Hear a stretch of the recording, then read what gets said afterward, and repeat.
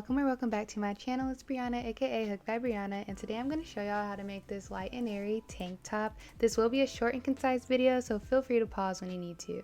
The first thing you'll need is this mohair yarn. This one is about 246 yards and it is cruelty free.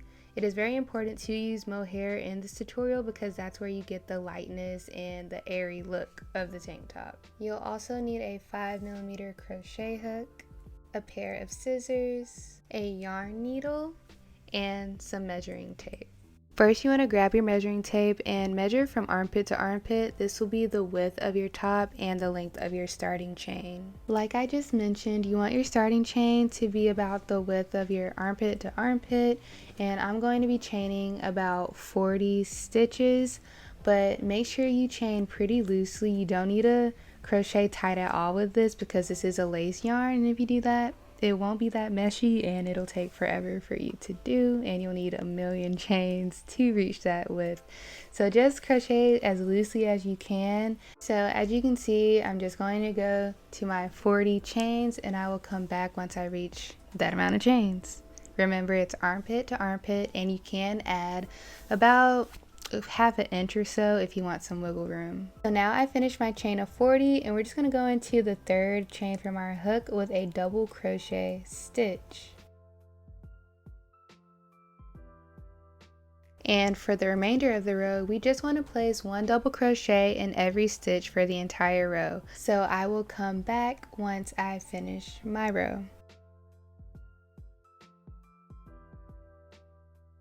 So now I reached the end of my 40 double crochet row.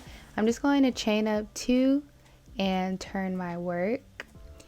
And now we're going to go into this space. So not into the stitch, but under the stitch, we'll place a double crochet. And then we will double crochet in every space for the entire row. So keep in mind, you are not going into the stitch, but you are going under the stitch and into the space. So at this point you can pause the video and I will come back once I finish my row of double crochets into the space. So now I'm approaching the end of this first row of space double crochets. You want to make sure you go into that last space so you don't lose any stitches along the way. And then after you do that last double crochet into the space, you want to chain up 2 and turn your work. So now we're not going to go into this first space anymore. We're going to skip that one and go into the second space. And then you just want to place one double crochet in every space for the entire row until you reach the end. Again, I am approaching the end, making sure I'm not skipping that last space. And then I'm going to chain 2 and turn my work. At this point, we are going to place a double crochet in that first space like we did previously. We're not skipping it this time.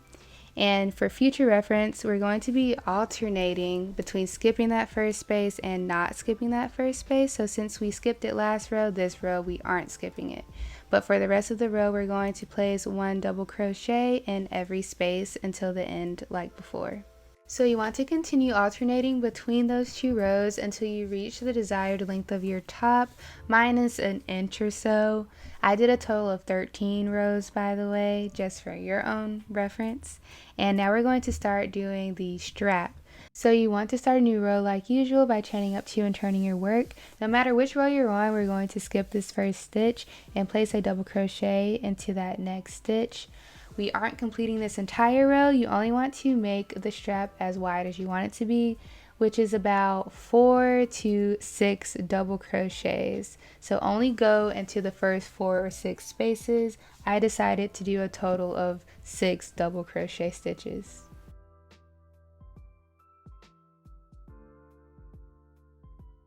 So this is how wide my strap will be. Keep in mind, if you want a thinner strap, you will just do less double crochets than I did. Then you want to count the same amount of spaces on the other side so you can figure out how many chains you need to make for your neck hole.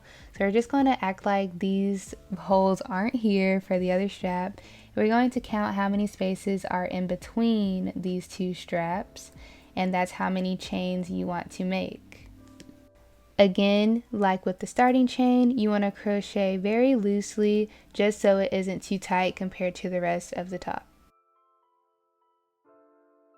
Here I'm just counting again, making sure I have my 6 spaces, and I'm going to place my double crochet into that 6th space since I did do 6 for my other strap.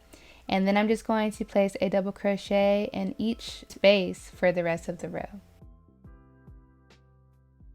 So this is what your top should be looking like so far. As you can see, my chain was a little too tight for the neck hole, but it's not that big of a deal. I bet you couldn't even tell when I showed it in the beginning.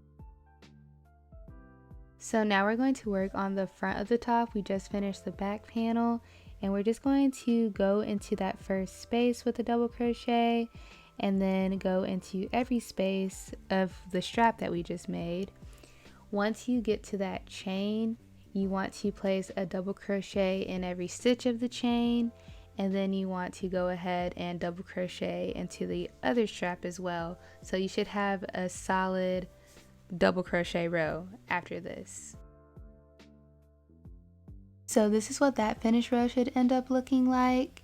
And now we're just going to continue alternating between double crocheting into that first space and for the rest of the row, and not double crocheting into that first space and the rest of the row until you reach the same amount of rows you did for the back panel minus 3 rows. So I ended up doing a total of 10 rows for my front panel because my back panel was 13. And at this point, that's whenever you want to line it up with your back panel at the bottom, and we're going to create an armhole. By completing 3 less rows, it makes this curve to make a nice scoop or circular neckline. Now I'm going to insert my hook into the top of that last stitch of the back panel, and we're going to slip stitch it together with the front panel and then chain up 2 so we can start working the row and connecting both sides together. So now I have my chain 2, and I'm not turning my work. I'm just going to go into that first space with a double crochet, and I'm going to keep double crocheting until I get to the end of the front panel row before I connect it to the back panel as well. So now I'm at the last space of the front panel, and instead of going into that last space, we're going to go into the top of this chain 2 stitch that makes the space, if that makes sense. And then we're going to connect it to the top of the chain 2 of the back panel. We're going to yarn over and pull through both of these stitches that we just got on the hook, and then we're going to complete the double crochet. And then you're going into that first space of the back panel, double crocheting and double crocheting into every space until we reach the beginning of the front panel row. So now we made it to the end, and I'm just going to slip stitch to the top of that first chain 2, and now we're going to be working in rounds for the rest of the top. So I'm just going to chain up 2 and turn my work. And now we're going to start off by skipping that first space and going into the second space, and then we're going to place 1 double crochet in every space for the rest of the round. Remember to alternate skipping the first space and not skipping this first space, and we're going to do a total of 3 rounds to make up for those 3 that we lost on the front panel. You can make it longer if you'd like. So here's what my top looks like after making those 3 rounds after the armhole. You can make it longer, like I said, if you realize that you want the top to be a little longer than you intended it to be. But now we're going to end off with a row of ruffles once you do reach the length that you want.